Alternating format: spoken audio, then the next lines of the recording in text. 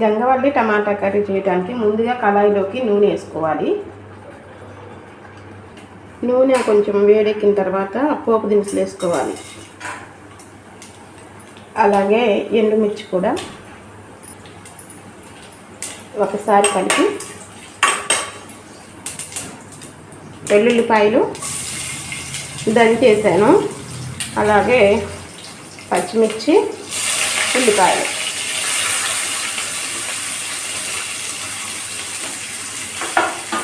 కరివేపాకు కూడా వేసేస్తున్నాం.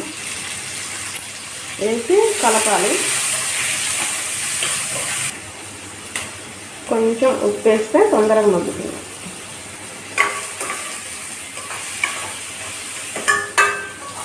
ఉల్లిపాయ కలర్ మారింది కదా, ఇప్పుడు పసుపు యాడ్ చేసుకోవాలి.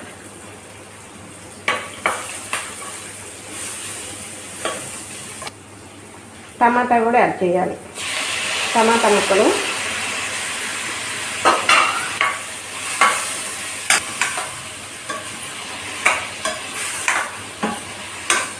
టమాటా కొంచెం మగ్గాలి.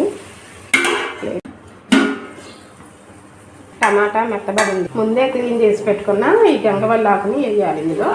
ఇప్పుడు ఒకసారి కలపాలి.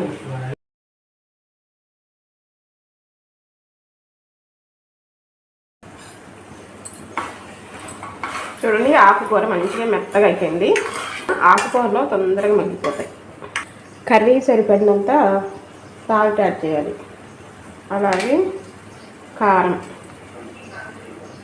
అంతే. ఒకసారి కలిసేలాగా కలపాలి. టమాటా గంగవల్లి కూర రెడీ అయిపోయింది. చాలా బాగుంటుంది.